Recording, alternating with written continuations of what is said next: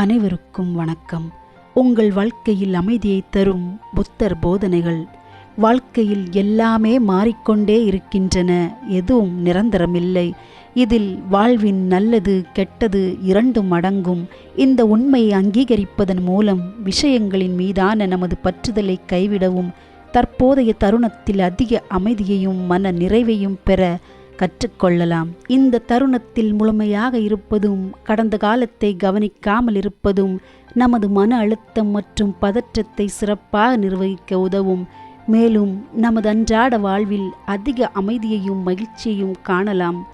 மனம் மற்றும் உடல் இரண்டிற்குமான ஆரோக்கியத்தின் இரகசியம் கடந்த காலத்திற்காக புலம்புவதும் எதிர்காலத்தை பற்றி கவலைப்படுவதும் அல்ல, தற்போதைய தருணத்தை புத்திசாலித்தனமாகவும் ஆர்வமாகவும் வாழ்வதுதான்.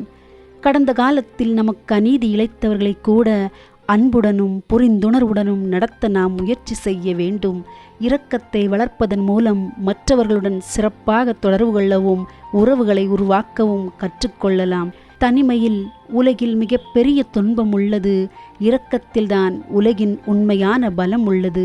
பணக்காரன் ஏழை என எல்லா உயிர்களிடத்தும் இரக்கம் காட்டுங்கள்.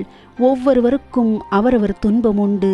சிலர் மிகவும் கஷ்டப்படுகிறார்கள், மற்றவர்கள் மிகவும் குறைவாகவே கஷ்டப்படுகிறார்கள். துன்பமில்லாத மனிதர்கள் இல்லை. பொருள், உறவுகள் மற்றும் நமக்கு துன்பம் ஏற்படுத்தக்கூடிய பிற விஷயங்களில் உள்ள பற்றுதலை விடுங்கள்.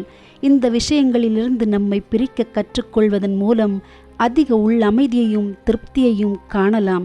மகிழ்ச்சி என்பது உங்களிடம் உள்ளதையோ அல்லது நீங்கள் யார் என்பதையோ சார்ந்தது அல்ல, இது நீங்கள் நினைப்பதை மட்டுமே சார்ந்துள்ளது. துன்பம் உங்களை பிடிக்கவில்லை, நீங்கள்தான் துன்பத்தை வைத்திருக்கிறீர்கள். ஒருவன் நல்லதை செய்தால் அவன் அதை மீண்டும் மீண்டும் செய்யட்டும், அவனதில் இன்பம் காணட்டும். ஏனென்றால் நன்மையின் தொகுப்பே பேரின்பம். நீங்கள் ஒருவருக்கு விளக்கேற்றினால் அது உங்கள் வாழ்க்கையையும் பிரகாசமாக்கும். உங்கள் வேலையும் வார்த்தைகளும் உங்களுக்கும் மற்றவர்களுக்கும் பயனுள்ளதாக இருக்கும்போது மகிழ்ச்சி தானாக வரும். மனக்கசப்பெண்ணங்கள் இல்லாதவர்கள் நிச்சயமாக அமைதியை கண்டடைகிறார்கள். ஒரு மனிதனின் சொந்த மனமே அவனை தீய வழிகளில் கவர்ந்திழுக்கிறது. அவனுக்கு வேறு எதிரிகள் யாரும் தேவையில்லை. ஞானமும் கட்டுப்பாடும் இல்லாமல் 100 ஆண்டுகள் வாழ்ந்தாலும் ஞானமும் தியானமும் கொண்ட ஒருவரின் ஒரு நாள் வாழ்க்கை சிறந்தது. தியானம் ஞானத்தை தரும். தியானம் இல்லாதது அறியாமையை விட்டு விடுகிறது. எது உங்களை முன்னோக்கி அழைத்து செல்கிறது, எது உங்களை தடுத்து நிறுத்துகிறது என்பதை நன்கறிந்து ஞானத்தை நோக்கி செல்லும் பாதையை தேர்ந்தெடுங்கள். தீவிரமாக தியானம் செய்து மனதில் தூய்மையும் செயல்களில் கருணையும் கொண்டு தர்மத்திற்கு இசைவாக ஒழுக்கமான வாழ்க்கையை நடத்தினால் அதிக அமைதியையும் மகிழ்ச்சியையும் காணலாம். நன்றி, வணக்கம்.